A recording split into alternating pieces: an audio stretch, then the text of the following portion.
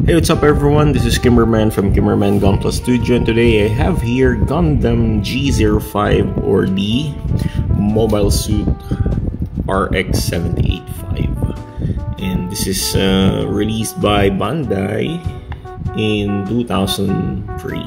And this is a old master grade kit, and this is from the Gundam or Mobile Suit Gundam side story, and one of the protagonists kit along with his brother unit, the Gundam RX-784. So they are twins. So honestly, I much like the RX-785 in terms of color and of course the weaponry, because as I already told you during the review of this RX-784, I much like, or the weapon of RX-785 has much or has more appeal to me than this Gundam RX-784. So I will not review more about the articulation of this kit, since I already reviewed the articulation of this Gundam RX-784, and they're the same. They're all in terms of the main body or the main weaponry, they're almost the same. Yes, even the guns, the shield, they're the same. Only in the special weapons, dun sila magkakaiba, because this one uses Gatling gun, and this RX-784 uses this hyper rifle or bazooka something. Oh no, it's not bazooka, but this is it's like a hyper beam rifle here. Yes, you can see. A very toyish rifle. That's why I don't like that design. It's a very toyish rifle. Anyway, let's go here with the Gundam RX-785. Comes up with the same weaponry, like as I said, the RX-784. They have the same beam rifle, the same shield, and this one I already put some markings. I didn't put the markings yet for that one, but here I already put the logos, some marking logos there. And yep, I didn't put any screws here, but I just tighten up the joints. I just put the Mighty Bond on the joints and let it dry for about 5 minutes before reapplying again to make it more stiff, because kaya hindi ako naglalagay ng screw. It will damage the ABS plastic in the long run. It will create cracks on the pegs. That's why I don't use screws. Screws will just damage the pegs over time. And yung kulay pula kasi much appealing to me than the blue one. As you can see, ang ganda ng pagkakapula niya. So this is a bright red colored red, and it complements the white or the creamy white and gray, even the yellow one. So para siyang may pagka tawag dito, yung sa Astray red frame. So, parang ganun yung datingan niya. Maganda tingnan compared with the blue one. So as far as I am knowledgeable on the series of this is yes, the side story. So the side story of Gundam Mobile Suit Gundam UC Century. So simultaneous na nangyayari ito along with the 8MS team and some part of the main series. So kung alam niyo yung story, please comment in the comment section. At yun, nagandahan lang talaga ako sa design nito dahil may Gatling gun siya. Speaking of Gatling gun, let's go with the weapon here. Ito nga yung kanyang main weapon. So Gatling gun. Same with the heavy arms, the Gundam heavy arms EW version master grade. So yan, meron din siyang bullet chain or ewan ko anong tawag dito. Tapos meron siyang drum, ammo drum. Yung sinasabi ng mga reviewers is ammo drum. Then it will connect with the Gatling gun, and the Gatling gun is very nice, very for me nice. But compared with the heavy arms, this will be placed on the right arm, heavy arms on the left arm. And yep, it's like a pistol. Meron siyang pistol-like gun handle. Ganyan. Okay. Nilagyan ko na lang dito ng mga stickers. Yes, first time I applied stickers on my kit. Ayan. Para maganda tingnan. May buhay. The shield, it's almost the same. Or it's the same with the blue one. They're the same in terms of the mold, but of course the plastic or the color, blue ito, red ito syempre, but they're the same, so no need to review on that. And they can exchange weapons, by the way.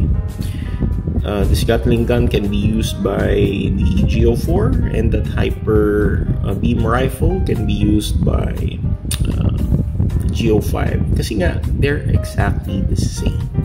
So I will not reiterate more on that. So how we can apply this? So let's remove this one. Okay. Okay din to. Okay din yung kamay niya kasi kahit na yung old style master grade hand siya na articulated, it can still grasp the rifle. Medyo lalagyan mo lang siya ng angulo para mahawakan niya na maayos. So yan, nakabit natin siya. Meron siyang latch dito. Same with the ito nga, GO4. Para mas madali, siguro we separate the upper body and the lower body. Then I remove this ends kasi medyo tricky din ikabit ito. Lumalaban kasi. Ayan. So what I do is apply it first dito sa latch.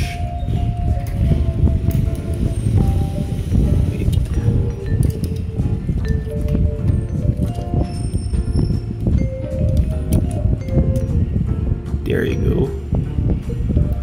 Then push it downward. Tatanggal. And push it downward like that. Up. And kabit na natin ito dito.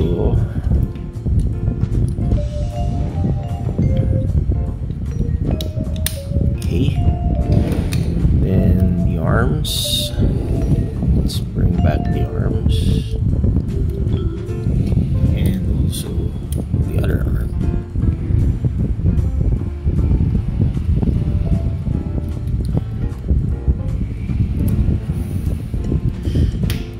Then we can hold the Gatling gun, place it there in the hands or the right hand like this. Medyo ano lang siya, medyo mabigat eh. Yun lang. Ito lang yung hindi niya mahawakan ng husto kasi mabigat siya.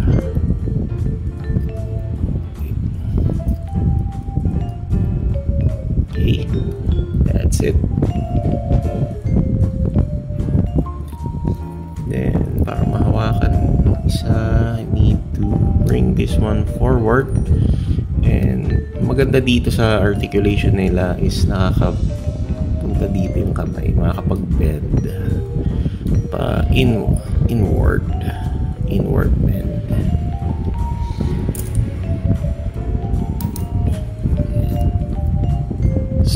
something like that. Kaso hindi siya magandang grip niya eh. Yan. Okay. And that's it. Yun lang, pangit. Ganyan lang yung pinakamaganda niyang grip so far. Pero ayan, maayos din natin yan. Yan, good. So, angas, diba? Yan, ganyan lang. This is the Gatling gun, which I really like. Ito yung weapon niya na pinakagusto ko. Yan. That's why I much prefer this RX-7885 compared with the blue one. For size comparison, we have here his brother unit, the G04, and of course they are twins.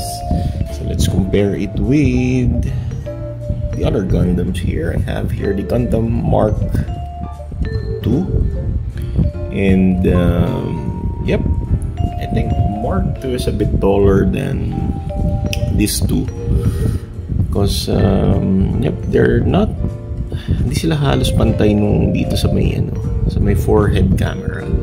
So parang mas matangkad ng siguro 0.5 cm si Gundam Mark II. And judging the face of this RX-7885 and Mark II, they're almost magkamukha.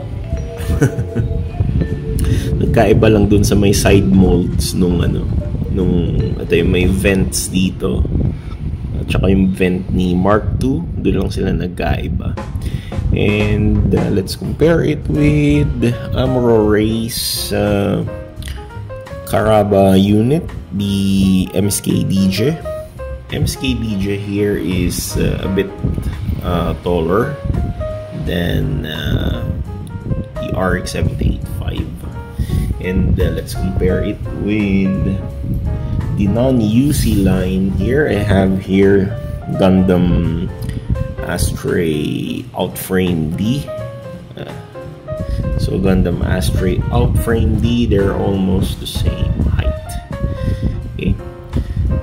So yes, this kit is a beginner-friendly kit. If you're about to buy this kind of Gundam model kit here, you need to buy this because this is rare already. You cannot find it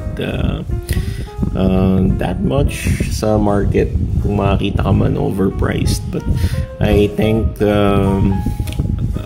kalimutan ko yung pinagbilhan ko na ito, pero it's a Japanese shop from Shopee, and I bought it about 2,500 if I'm not mistaken. So yep, meron akong unboxing video nito, yun nalang panoorin nyo kung magkano ko nabili and kung saan ko nabiling shop. So this is Kimmerman from Kimmerman Gunpla Studio saying thank you very much for watching this not unboxing but a review of Gundam RX-7885 or the G05. Good night.